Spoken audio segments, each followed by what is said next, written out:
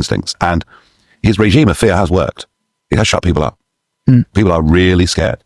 People that I've spoken to in and around Southport, relatives of those who've been involved in some way, are all too scared to speak in public. Yeah. So he was effective. Farage unleashes the truth, the shocking reality of Starmer's two-tier state. Ladies and gentlemen, Britain is at a crossroads. A system once admired for fairness now stands exposed, riddled with bias, manipulation, and fear. The name on everyone's lips today is Nigel Farage, and for good reason. In his latest podcast, Farage delivers an exposé that cuts straight to the heart of this country's decaying institutions. From a gruesome cover-up in Southport to the blatant inaction following a shocking Manchester airport attack, Farage reveals truths that many in power would prefer you didn't know. His words paint a chilling picture of a justice system weaponized against certain groups while offering protection to others, all under the shadow of Keir Starmer's so-called leadership. What if I told you that the very system designed to protect us is now working against us? From secret cover-ups to blatant double standards, Britain's justice system is no longer what it seems. And the shocking truth behind it? It all points to Starmer's government. Stay with us as we expose the chilling facts they don't want you to know. Before we get into the explosive details, here's what you need to do. Hit that subscribe button, join our ever-growing community of truth seekers, and smash the like button to support real, unfiltered reporting. Every click helps expose the reality behind the headlines. Now, without further delay, let's dive into this shocking story. Southport, the cover-up that shook the nation.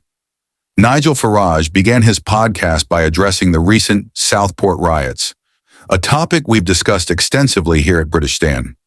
But what Farage revealed about the government's handling of this incident is even more shocking than we previously imagined. Farage didn't just call out the riots, he exposed how the narrative surrounding them was manipulated. Within hours of the incident, key figures in Starmer's government labeled it as far-right thuggery. Let me be clear, Farage began. There was no investigation, no evidence, and certainly no convictions at that point. And yet the labeling was immediate. Why? Because it served their agenda. The swiftness with which arrests were made in Southport was unprecedented. People were detained, charged, and even sentenced in record time. Yet Farage points out the glaring inconsistency.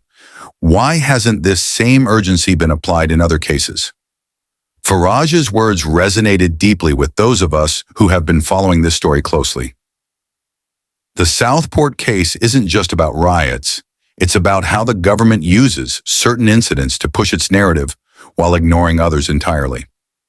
Manchester Airport, a tale of two responses. Contrast Southport with what happened at Manchester Airport earlier this year. In July, armed police officers were brutally attacked by a violent mob. The details are harrowing. A female officer had her nose broken during the attack. Chaos erupted as police struggled to regain control. The attackers showed no hesitation in targeting armed officers. And yet, here we are, months later, and no charges have been filed. Farage didn't hold back. What happened at Manchester Airport should have been a turning point. Instead, it's become another example of how broken our justice system truly is. Farage highlighted the double standard in how these incidents are handled. When the perpetrators fit the regime's preferred narrative, justice is swift and unforgiving. But when they don't, silence. He also delved into the role of media. The media barely covered Manchester. Why? Because it doesn't fit their story. The attackers weren't far-right thugs. They were something else entirely. And so the footage is buried, the headlines are muted, and the victims are forgotten. This brings us to a critical question. Why does the system protect some while punishing others? Keir Starmer and the two-tier state. At the center of this controversy is one man, Keir Starmer.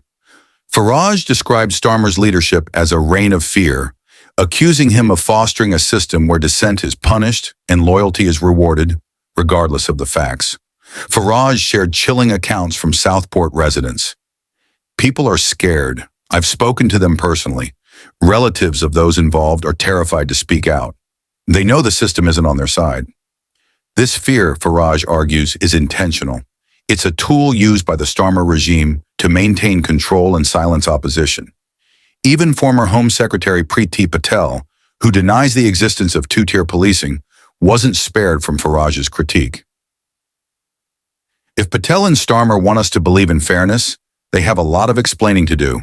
The British public isn't blind. We see the inconsistencies, we see the hypocrisy. The broader implications Farage didn't stop at individual cases. He painted a broader picture of what he calls a two-tier society. This isn't just about policing, it's about justice, freedom, and democracy. When the system favors one group over another, we all lose. He pointed to other examples of double standards. Protests are policed differently depending on who's protesting. Certain opinions are censored while others are amplified. Public figures face vastly different consequences based on their political affiliations. Farage warned that this trend is eroding public trust. When people stop believing in justice, chaos follows.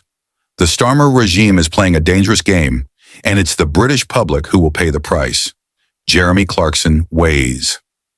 In adding fuel to the fire is none other than Jeremy Clarkson, who took aim at Starmer for his recent appearance at the COP29 climate summit. Clarkson didn't hold back in his criticism. Flying 2,500 miles to virtue signal at a climate summit while the country burns?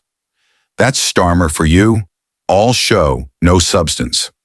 Clarkson's scathing remarks echo the sentiments of many Britons who feel abandoned by their leaders. The issues at home, farmer protests, tax hikes, a broken justice system, are far more pressing than photo ops abroad. Clarkson's comments also raise questions about Starmer's priorities. Why attend a summit where key world leaders, including Donald Trump and Narendra Modi, were absent? What tangible benefits did his attendance bring to the UK? The Path Forward Farage concluded his podcast with a call to action. The British people deserve better. We deserve a system that values fairness over narratives, justice over agendas, and truth over propaganda. His words serve as a rallying cry for those who refuse to accept the status quo. It's time to stand up. It's time to speak out. And it's time to hold those in power accountable. The stories of Southport, Manchester, and beyond paint a troubling picture of modern Britain. But as Farage reminds us, change is possible. It begins with awareness, grows through discussion, and culminates in action. If you found value in today's video, don't forget to like this video, subscribe to our channel, share this story with others who need to hear it. Together, we can shine a light on the truth and build a better future for everyone. Let us know your thoughts in the comments below.